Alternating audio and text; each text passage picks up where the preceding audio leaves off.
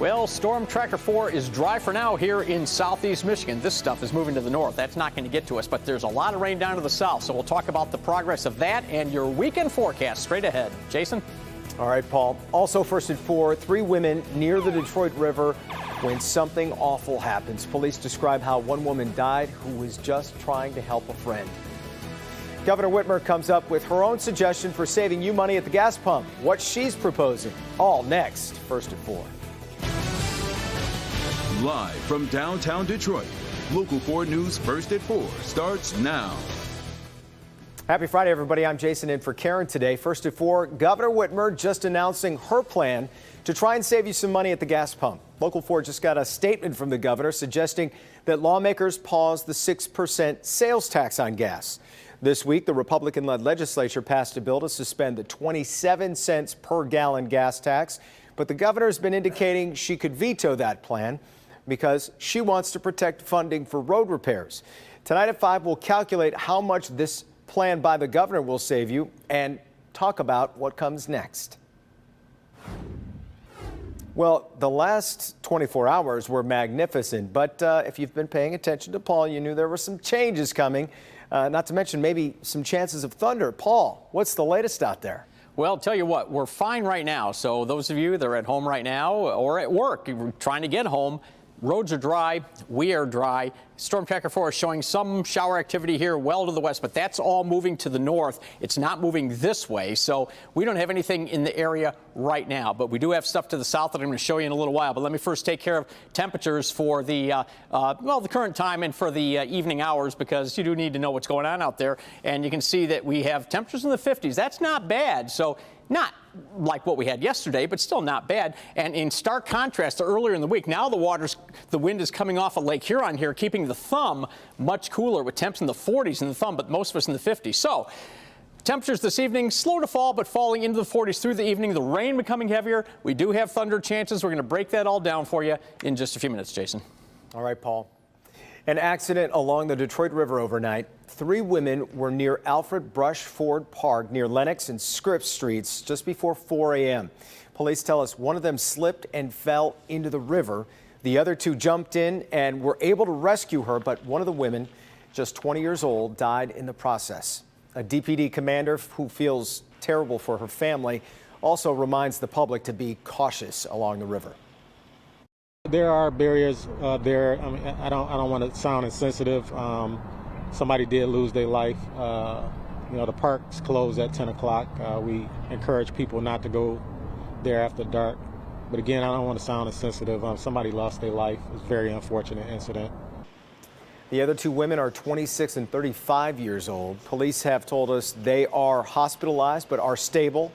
We'll keep you updated on their recoveries and the ongoing investigation.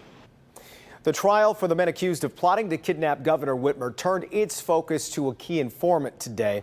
He said he wasn't paid by the FBI, but he was compensated for lost wages at his job, and he was given a replacement phone and computer to keep up with the members of the extremist group. He testified the group originally planned to bomb the state capitol using improvised explosives before using apps and Google Maps to find the governor's lake house up north. New at 5, you'll hear testimony on some of the elaborate plans this informant is describing in court, which are pretty incredible. Now to an update you saw yesterday here, first at 4. The driver, who was the focus of a huge police chase, is now charged. Police are saying this is 22-year-old Keyshawn Peoples being taken into custody on I-696 near Warren. This was yesterday. Police say Peoples was wanted for firing shots into a home in Warren on February 25th. Officers found him yesterday afternoon, and they say he led them on a chase through several cities. He now faces several charges, including felonious assault and a few counts related to the chase. We're seeing a jump in the number of new cases of COVID-19 in the state of Michigan. It recorded more than 2,700 new cases in the past 2 days. It's a daily average of nearly 1,400. That number is nearly double of what we reported Wednesday. On the other hand, though, the 7-day positivity rate is holding steady at 3.5%. We've also seen an additional 50 virus-related deaths. The Detroit Fire Department showing off some upgrades that it's making to better serve the people of Detroit. Today, it announced it's adding 6 new fire engines along with 10 new ambulances. The nearly $7 million worth of equipment will replace current trucks in service. The fire commissioner says the new equipment results in big savings toward maintenance costs and will also improve response times. Today, we have one of the newest fleets in the country. Coming from being one of the oldest fleets in the country, that's a miraculous way to come. For the men and women in the field, they will respond no matter what we had out there. This is a way to appreciate them, to let them know that, we still want to give them the equipment that they need. And I think it will give them a boost in morale to know that administration cares and the mayor's office care. And there's also more equipment to come. New at 5 will dig into the changes at DFD with a closer look at the benefits for the city's residents. Russia is claiming there's some progress in peace talks with Ukraine, but that's certainly not stopping its dangerous and deadly assaults on Ukraine's largest cities. Let's get to Kimberly Gill, who's in the newsroom and monitoring the latest developments there. Kim. Yeah, that's right. Jason, good afternoon to you. The leader of Russia's diplomatic delegation says the two sides have narrowed their differences, but so far, Ukrainian officials haven't offered an update on how things are going. Meanwhile, there are no signs the Russian invasion is slowing down. One of today's attacks targeted the western Ukrainian city of Lviv. There are reports 6 missiles were launched toward the city from the Black Sea, but 2 missiles were shot down. The city's mayor says the attack destroyed a building at an aircraft repair plant. So far, no casualties are being reported. Russia is fighting this war from a distance as its ground offensive has only been able to inch forward since the war started 23 days ago. From that same city, we have this haunting visual here. 109 empty baby strollers placed in a town square in memory of the children Ukrainian authorities say have been killed since the war began. An accurate death toll is hard to come by amid the chaos, though. The United Nations says it's recorded a total of 780 Ukrainians killed. That's adults and children, while at least 1,200 are injured.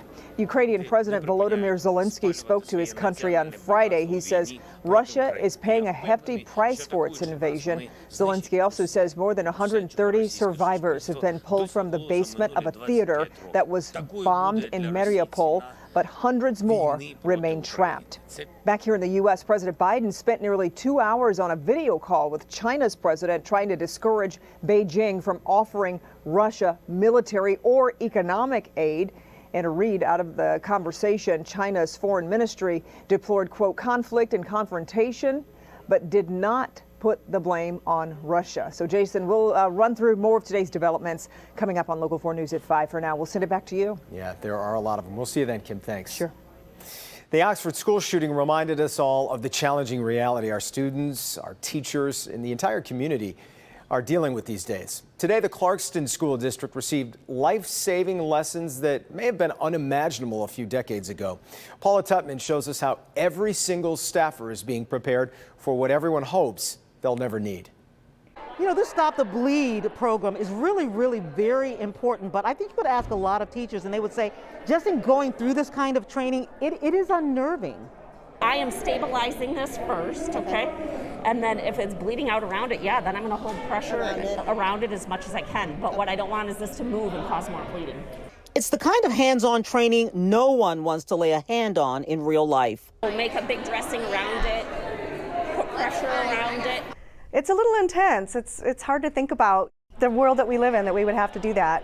That this is a skill that we need in the world that we live in. Stop the Bleed training, basically teaching teachers how to be field ready if the worst does happen. Never in a million years would I have ever thought that I'd have to learn something like this. Not to work in a school. You pack around it, and then do you put pressure around it like that? This morning in Clarkston, the early childhood staffers from the school district are taught and tested. We've identified our wounds.